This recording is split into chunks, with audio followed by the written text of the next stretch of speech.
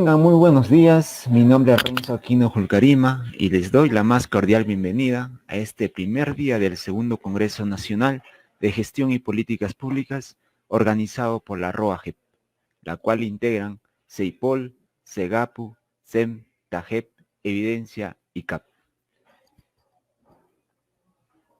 Este Congreso tiene como fin constituir un espacio nacional que permita contribuir y fortalecer las investigaciones que presentan los ejes de innovación, gestión y políticas públicas, además de visibilizar, fomentar y generar nuevos vínculos de colaboración y redes para futuros encuentros académicos.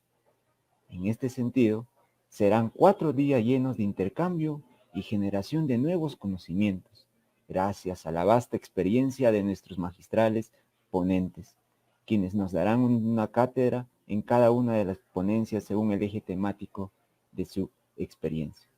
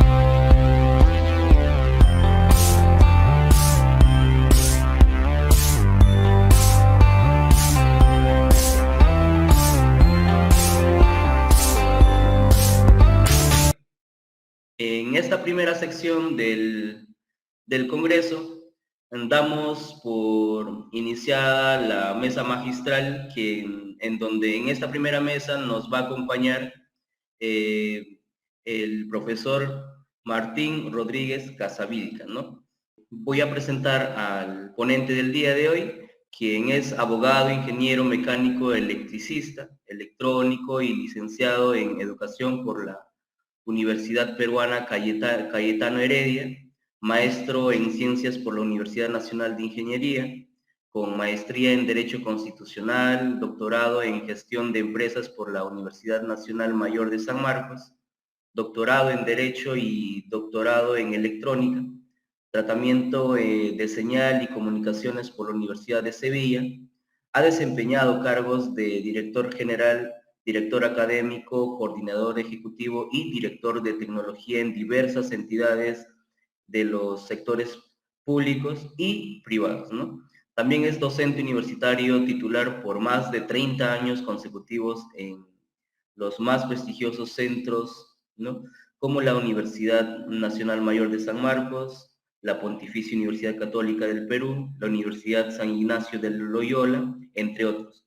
Especialista y pionero en educación a distancia, informática educativa, informática jurídica, derecho de las nuevas tecnologías, derecho constitucional y medios electrónicos aplicados a la política, regulación de los servicios públicos, diseño y desarrollo de las máquinas y equipos para la transformación de las energías, electricidad, gas y petróleo, profesor en aula en todos los niveles y modalidades del sistema educativo peruano, premio de excelencia en sus estudios secundarios y primer puesto en todos sus estudios universitarios, diversos reconocimientos nacionales e internacionales como investigador destacado de la Universidad Nacional Mayor de San Marcos, el Consejo Nacional de Ciencia, Tecnología e Innovación Tecnológica, ¿no? Y reconocimiento como especialista en proyectos de innovación por Innovate Perú del Ministerio de Producción y el Fondesit del CONCIDE, ¿no? Le damos la cordial bienvenida a nuestro primer ponente. Es un placer poder contar con su presencia en este día. Recordar que la ponencia aproximadamente estará durando 30 minutos, ¿no? Y posteriormente estaremos pasando a las preguntas del público. Con eso estaríamos iniciando, estimado profesor. Le doy el paso. Muchas gracias. Muy buenos días, señor Roger. Muy buenos días a cada uno de los asistentes que hoy día nos acompaña. Quiero especialmente agradecer a los organizadores, a las diversas instituciones nacionales que conforman y han hecho posible este segundo Congreso Nacional de Gestión y Políticas Públicas, al cual ya hace algunos meses tuve bien y con mucho agrado recibir vuestra invitación y a la cual voy a dar cuenta en estos momentos. La presentación que hoy día haré es una presentación que une los grandes esfuerzos discursivos y también expositivos que hemos tenido el día de ayer. El día de ayer hemos tenido una visión de la equidad social, de la ética pública, de la planificación estratégica, incluso de la participación ciudadana. Entonces, en ese mismo ámbito, sin retirarnos de lo que son las ciencias sociales y las ciencias políticas en particular, y el tema central de este evento, que es la gestión y políticas públicas, vengo a proponer este tema. Es un tema polisémico, multidisciplinario y que abarca los grandes esfuerzos que se han realizado desde diversos grupos de investigación, semilleros de investigación, de la Universidad Peruana, pero por qué no decirlo, de la Escuela Pública Nacional también. La ética científica y la tecnología profunda, que es la que vivimos el día de hoy, por eso queremos llegar al más alto nivel tecnológico, para luego compararlo cómo se viene utilizando en la gestión y políticas públicas en nuestro país. Pero para eso necesitamos una tabla de contenidos. En esta tabla de contenidos, siguiente diapositiva, veremos cómo organizaremos esta información. Esto es dialéctico, es cambiante, no importa el orden en que tengamos, igual se va a producir una concatenación, ¿no?, sistémica de estos contenidos, pero por algún espacio tenemos que empezar. Empezaremos por rescatar la ética científica, desde la promoción de la integridad científica que debe darse en todo ámbito, el ámbito universitario, el ámbito empresarial, el ámbito del Estado, el ámbito de todos los actores sociales que engloban toda nuestra gran estructura como es el Estado peruano. La prevención de casos de mala conducta científica. Para eso utilizaré un aporte de la Universidad Peruana Cayetano Heredia, que lidera estos ámbitos de respeto a la ética científica. Inmediatamente luego vincularé la ética científica con la tecnología profunda. ¿Qué es la tecnología profunda o el Deep Tech? Es la tecnología de más alta vanguardia que nos está llevando, porque esto no es nuevo. Esto que venimos a hablar de la tecnología profunda se viene dando desde más de una década. Desde el 2008, 2009, 2010 hay aportes. Por eso es que llegaremos luego a la visión consolidada de las ciencias políticas, fundamentalmente desde la filosofía de las ciencias políticas, desde la filosofía del derecho y desde una filosofía de la ética. A ver cuáles son esos asuntos que engloban a las ciencias políticas en su beneficio de lograr una correcta gestión y apoyo a las políticas públicas, viendo cómo se analizan estos riesgos, que no solamente son para las ciencias experimentales, sino que también deben ser entendidos para las ciencias sociales, la gestión y la política pública. Bien, siguiente presentación. Ya lo indicábamos, la Universidad Peruana Cayetano Heredia nos ofrece un resumen en un minuto de lo que deberíamos entender como mala conducta en investigación. Este pequeña storyboard, esta pequeña simulación esquemática, nos debe llevar a entender dos conceptos importantes y vinculados a la ética científica. Por un lado, la promoción de la integridad científica, hay que promocionarlo, tienen que haber eventos como estos que lo promocionen, pero por otro lado también el respeto a partir de lo que más entendemos en las universidades. Y entiendo que todos ustedes vienen de los ámbitos universitarios y también de la gestión pública y del ejercicio público. Desde nuestra pregunta de investigación, la formulación de nuestros protocolos, la formación de este comité de ética y la evaluación del proyecto debe llevarnos en el análisis de datos, tener claro que no debemos introducir una mala conducta que pudiera involucrar, por un lado, la fabricación, la falsificación o incluso el plagio de una investigación científica. Eso lo conocemos todos. Pero también se incluyen otras acciones que es necesario meditarlas. Hay omisiones que trasladen valores, principios y buenas prácticas que justamente definen lo que es la integridad en la investigación científica. Justamente ese propósito es el que nos debe llevar a reflexionar en esas características, a lograr que no se comprometan, que no se presenten, que no se atenten justamente sobre esos principios morales, el respeto por las personas, la beneficencia y la justicia, que son los tres principios fundamentales de la ética en la investigación científica.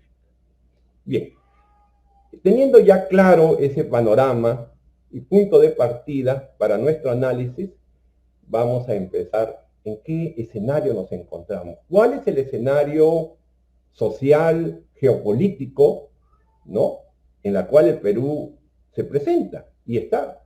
¿Quiénes lideran justamente esta tecnología profunda sobre la cual las ciencias sociales y las ciencias políticas en particular en América Latina tienen un espacio? Y para ello me voy a basar en un informe de hace unos días, de la semana pasada, del 2 de agosto. Es un informe medular del Banco Interamericano de Desarrollo, en el cual, titulado La tecnología profunda, la nueva ola, sus expertos como Ignacio Peña y otros brindan un reporte a la BBC News Mundo de cómo deberíamos liderar justamente esa tecnología de vanguardia, disruptiva en América Latina. Y empieza el informe de una manera dramática. Dice, sí, en América Latina esto de la tecnología profunda y la inteligencia artificial no es nuevo, hace 10 años ya hay.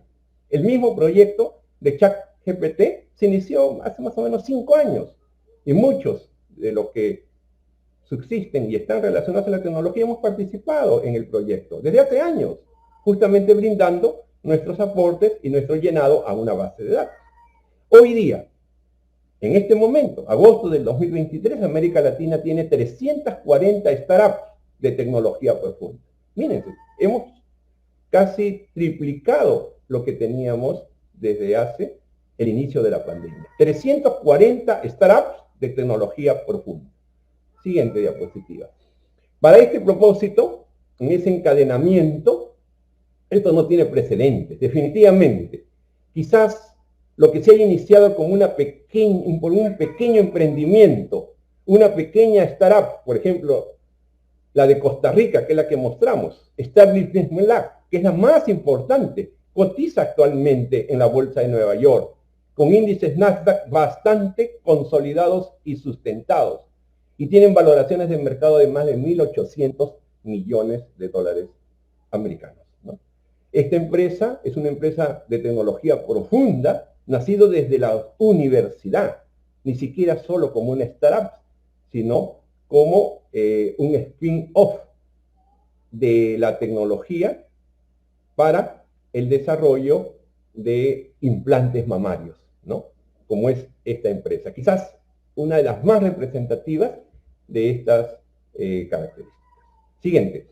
¿Cómo estamos? ¿Cuál es el escenario en el cual cada uno de nosotros? Argentina, ¿no?, representa junto, ¿no?, Argentina, Brasil y Chile, son países que en conjunto tienen el 30% del total de las startups en este ámbito. Nos dice este informe del Banco Interamericano de Desarrollo.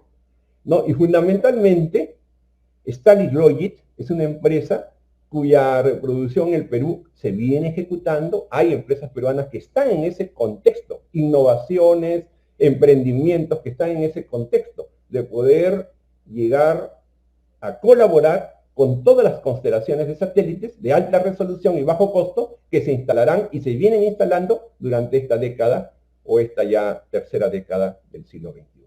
Entonces, es importante conocer que ya existen empresas dedicadas a ese propósito. Y es importante, aquí las políticas públicas deben mirar con bastante importancia y sobre todo mirando la trascendencia que tendrá en la consecución de estos principios y políticas y lineamientos, diríamos, específicos que van a tener cada una de estas organizaciones.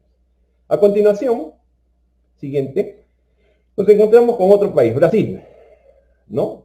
Ya hemos visto que hay más de 300, 101 de estas emergentes están en Brasil. Ocupa el segundo lugar luego de Argentina en el desarrollo regional de esta tecnología profunda, casi a la par de Argentina, ¿no?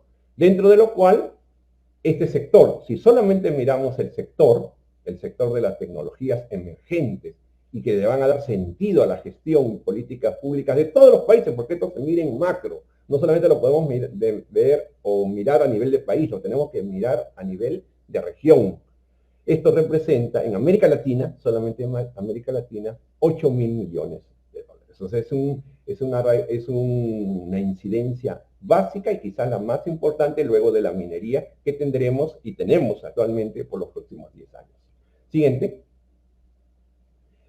Chile.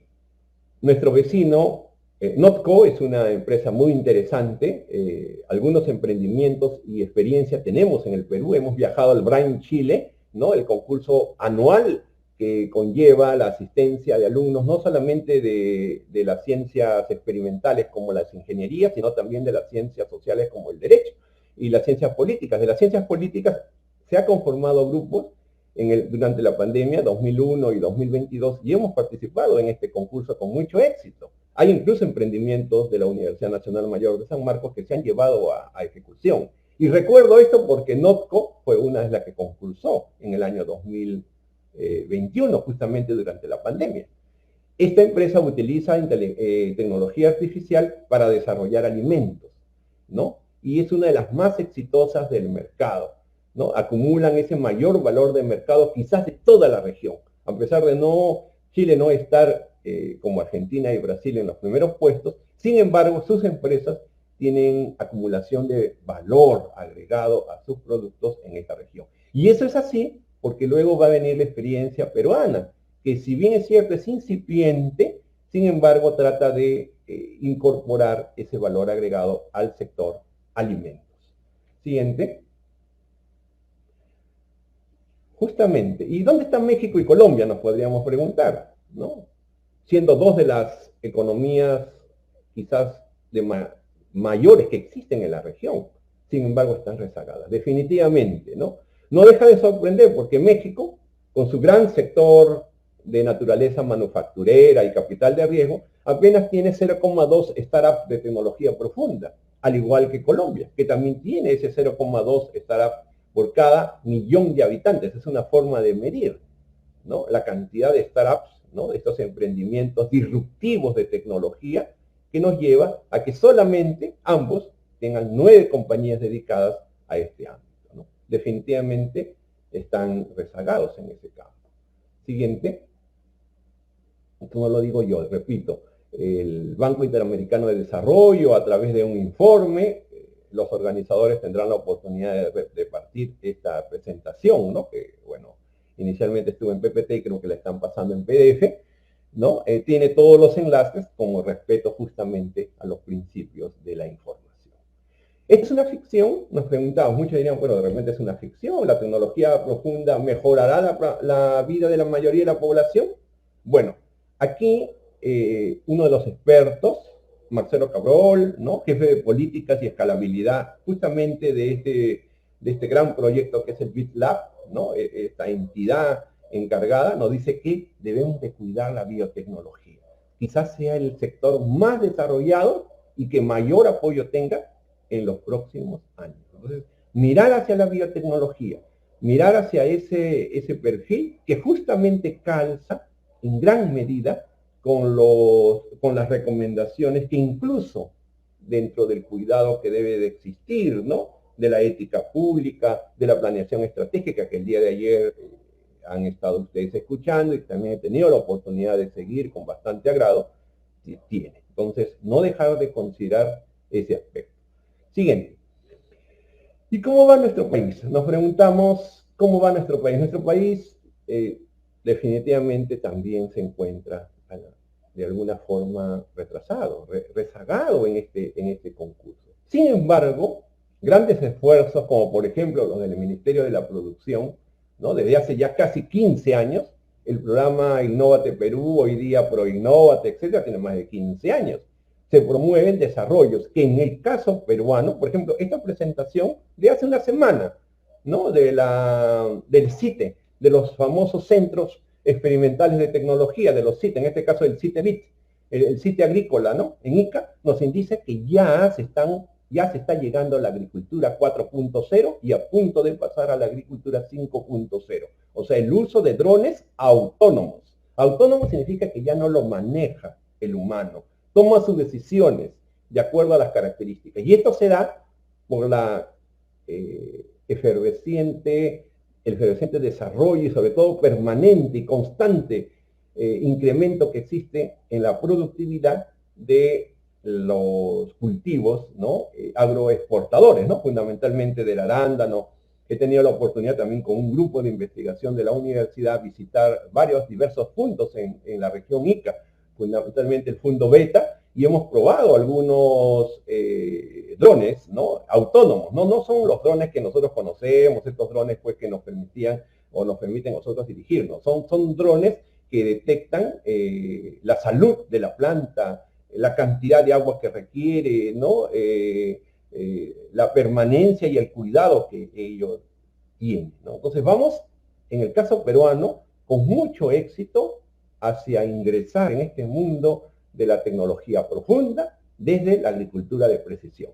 Y el otro aspecto, bueno, que ya no he tenido oportunidad de colocarlo, pero lo menciono, es del MINAGRI, ¿no? O sea, del Ministerio de Desarrollo Agrario y Riego, ¿no? Ellos también tienen un conjunto de políticas, ¿no? Dedicadas, por ejemplo, a lo que es la genética, justamente la biotecnología, mejorar, ¿no? Como hoy día hablaba un funcionario a propósito de la invitación en un canal de noticias esta mañana, la importancia que tiene rescatar, ¿no? Los genes, la reproducción que tienen el ganado que sirve a la alimentación nacional, para lograr justamente ganado de mayor volumen, mejor carnes, en ámbitos ganaderos, pero también en ámbitos productivos, ¿no? Entonces, la agricultura de precisión autónoma es una realidad. Esto no es lo que se viene haciendo solamente en Israel o en Italia o en el Medio Oriente. No. También aquí en el Perú hay experiencias que vienen realizándose desde los valles del norte, ¿no? Fundamentalmente en La Libertad y Lambayeque, como también en el sur,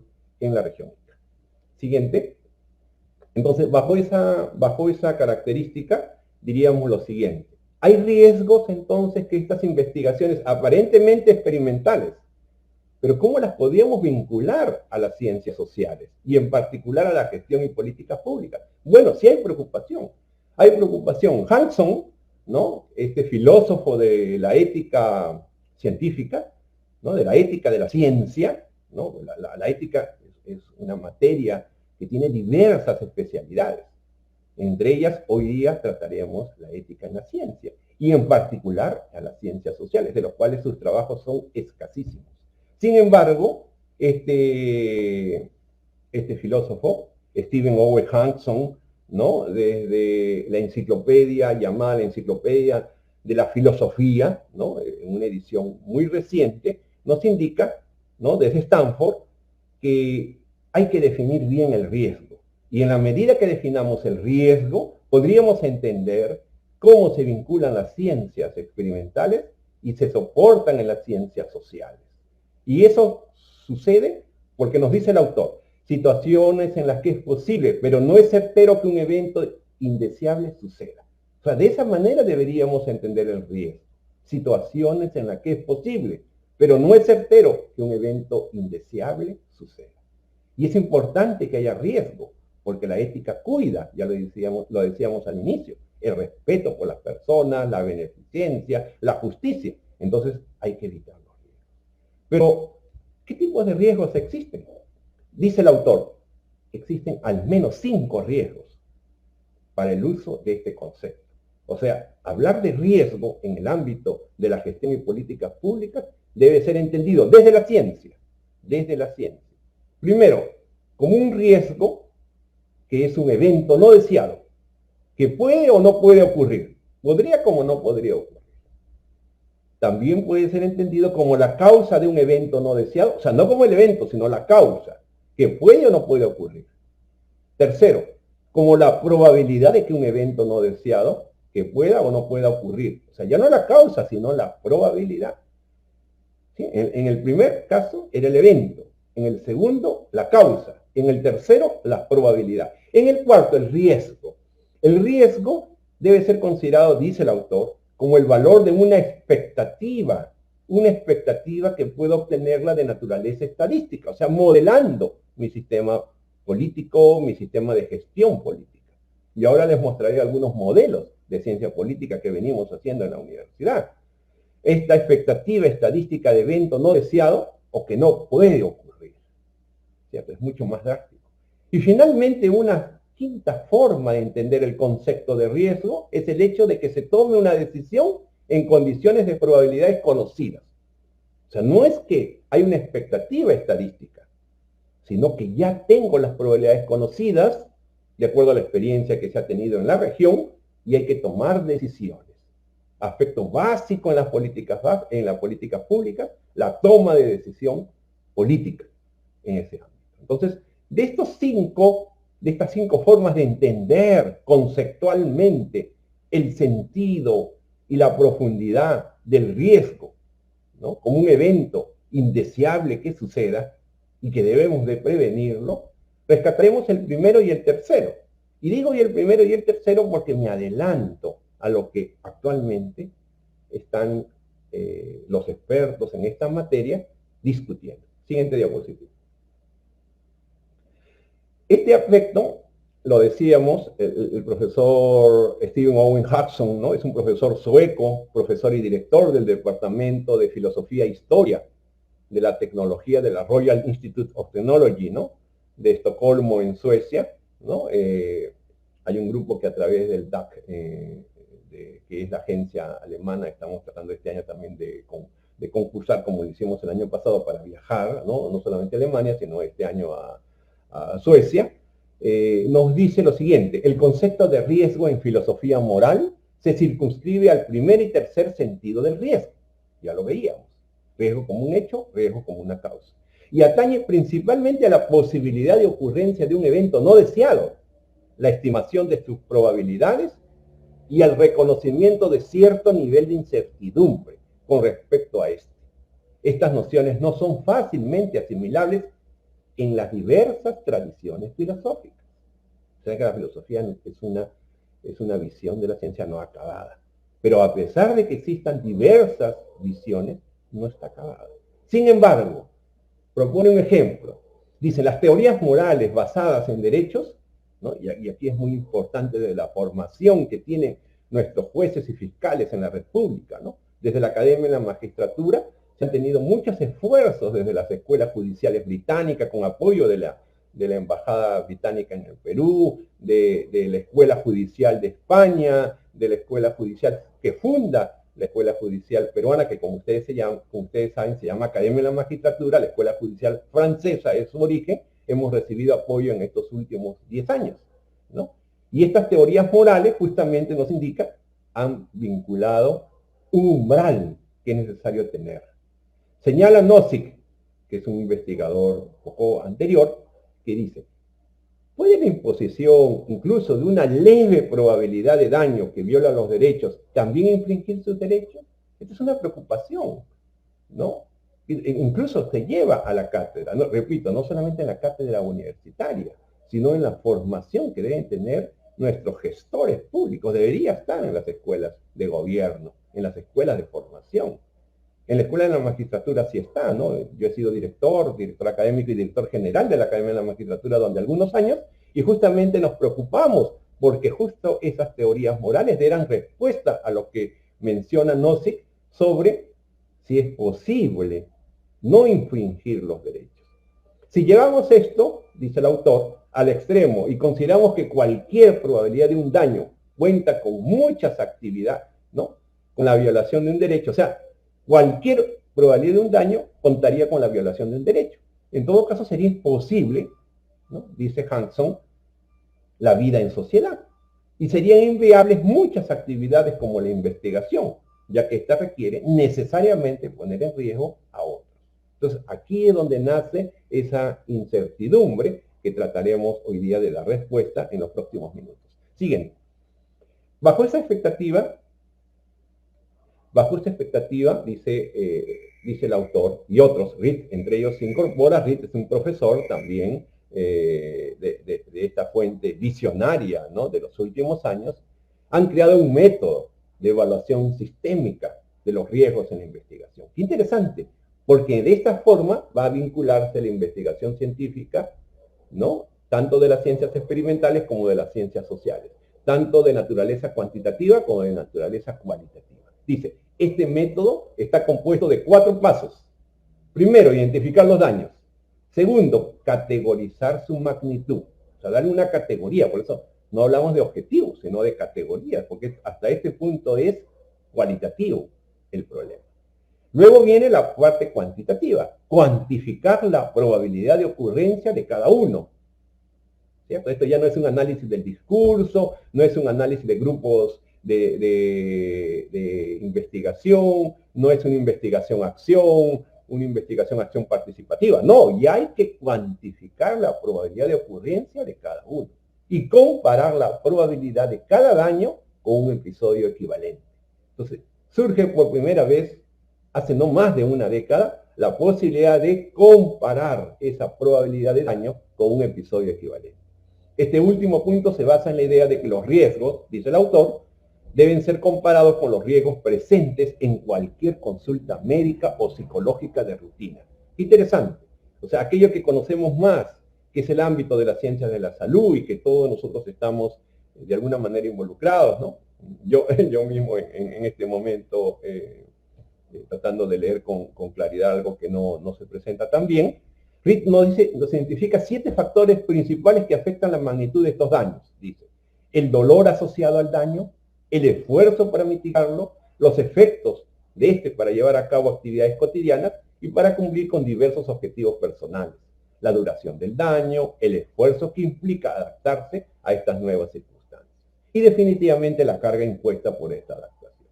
Todo esto hace posible un abordaje que lo retoma luego Sieber y Tolich en estos últimos 2 años y está adaptado a la investigación en ciencias sociales y que nos muestra un cuadro determinante en este propósito, ¿no?, de cómo entender la ética en la ciencia con la finalidad de aplicarla a la gestión y políticas públicas.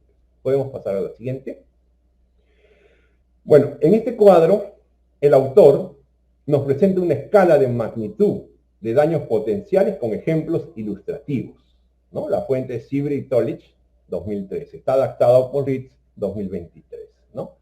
Desde la magnitud de naturaleza insignificante, pequeña, moderada, significativa, mayor, severa o catastrófica, ¿no?, en términos de la magnitud cuantitativa. En cuanto al daño que podría ocasionar una investigación social asociada justamente a ese propósito de generar ciencia, ¿no? Las ciencias sociales generan ciencia, generan proyectos y, ¿por qué no?, la gestión y políticas públicas generan emprendimientos en los cuales estamos muy retrasados, como ya lo hemos visto de Latinoamérica. Bueno, el daño en la investigación social puede considerarse equivalentemente a esta magnitud, como daños de humillación, de estrés, de pérdida de una gran oportunidad, la estigmatización que eso considera, disculpen, el brote psicótico, la depresión y el suicidio. Hay una crítica con respecto a esta última parte de la tabla, pero bueno, existe la propuesta de escala de magnitud que se viene aplicando ya en los ámbitos de investigación social. Y luego viene la comparación con la investigación médica respectiva, la duración en tiempo, porque todo hay que medirlo, el daño se ocasiona por tiempo, los permisos, las asistencias son dadas en horas, días, meses, quizás en forma permanente. Los efectos y la tramitación, ¿no? Que esto genera, el tratamiento que esto genera en el sentido de relajar o solucionar el daño producido. Entonces es interesante porque aquí Sibel y Tolich, estos dos autores, nos proponen una comparación entre la ética científica de naturaleza experimental, ¿no?, y la ética científica ligada a la investigación social. ¿Ok? Siguiente. No quiero terminar de esta presentación breve sobre esta temática importante de las ciencias experimentales y su ética científica, ligada hoy día, como vemos, también a las ciencias sociales, sin mostrar un par de ejemplos, ¿no?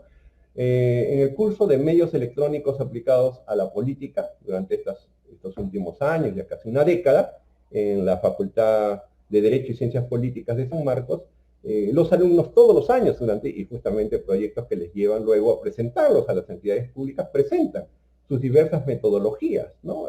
Design thinking, colaboración, etcétera, etcétera, codiseño, etcétera. Una de ellas es, por ejemplo, el planteamiento, ¿no?, de modelos de negocio, ¿no?, sobre lienzos Canvas, como en este caso, ¿no? Por ejemplo, aquí la alumna Nicole Carguachín, de este último semestre de 2023, nos presenta una propuesta de valor, ¿no? Bacán Wigrae le llama a ella, ¿no? Una compañía, un emprendimiento desde las ciencias sociales y ligado al tema que justamente es participación ciudadana.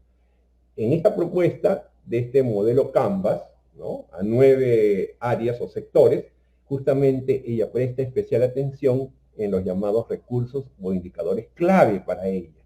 Y ahí es donde hay que considerar el cuidado que debe existir justamente en esa ética, de recoger mediante este proyecto información para las que las personas dicen en su propuesta de valor, ahorren tiempo, respeten, ¿no?, de alguna manera las actividades que tienen en su comunidad y que se genere un espacio para interactuar con otras personas interesadas, ¿no? Bueno, siguiente. Tenemos otro ejemplo más. Aquí, por ejemplo, en la compañía Voces Jóvenes, ¿no? Una compañía que bajo el modelo, nuevamente digo, bueno, por razones de tiempo solamente he escogido la estrategia de modelamiento basado en modelos de negocio, pero bien podemos verlos en design thinking, en estrategias de toma de decisión, en estrategias corporativas, en estrategias urbanas, etc. Pero bueno, los recursos clave nuevamente para Miluska Bejarano resultan importantes en su proyecto llamado Participación Juvenil, Voces Jóvenes, ¿no? Los recursos humanos, el cuidado justamente de la ética, ¿no?, y lo que hemos dado en llamar el cuidado de evitar la fabricación, la falsificación, el plagio en estas actividades que nos da la ética de la investigación científica. Justamente porque la ética de investigación científica es una rama de la ética, la ciencia que se ocupa justamente de la moral y la conducta humana, relacionándola con la moralidad, y que ofrece los principios de conducta moral que deben ser observados en el campo de las ciencias. Y ahora lo vemos también en los proyectos innovadores de las ciencias políticas, y en particular en el ámbito de la gestión y políticas públicas. Bien, siguiente. Quiero agradecer nuevamente, ya lo he indicado a cada uno de los participantes, estoy dispuesto en los pocos minutos ya que me queda de participación, de absorber alguna consulta, no sin antes señalarles que tenemos un canal a los diversos grupos que se han formado en esta última década de proyectos en las universidades peruanas públicas, porque son de diversas universidades, justamente llamado Inteligencia Artificial Perú 1590, ¿no? Justamente tratando de igualarnos al 1551, que es nuestra incubadora en la Universidad Nacional Mayor de San Marcos. Pueden visitarlo y ahí tienen las presentaciones que hemos hecho en la última década en este propósito. Inteligencia Artificial Perú. Muchas gracias a ustedes, gracias por su atención y si hubiese alguna consulta estaré dispuesto a resolverla. Buenos días.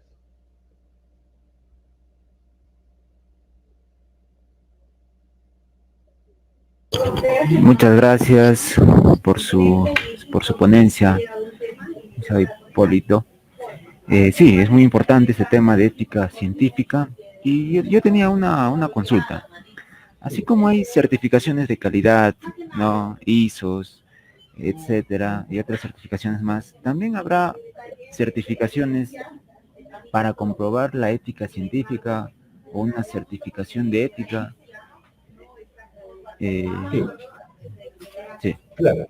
Renzo, justamente es una de las inquietudes que tienen los jóvenes investigadores desde las universidades, tú lo sabes, los jóvenes que ingresan.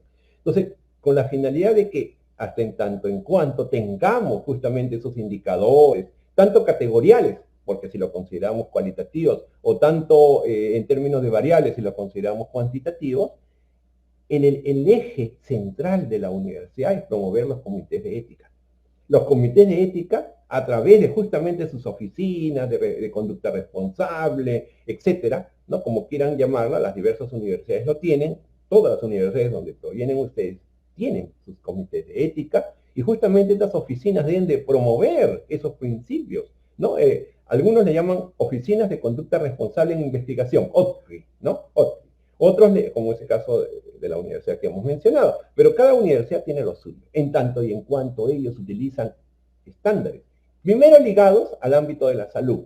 La Organización Mundial de la Salud tiene un código y una normativa responsable de girar a esos procesos. Esos ámbitos, para jalarlos o retirarlos o vincularlos al ámbito de las ciencias sociales no es tan fácil.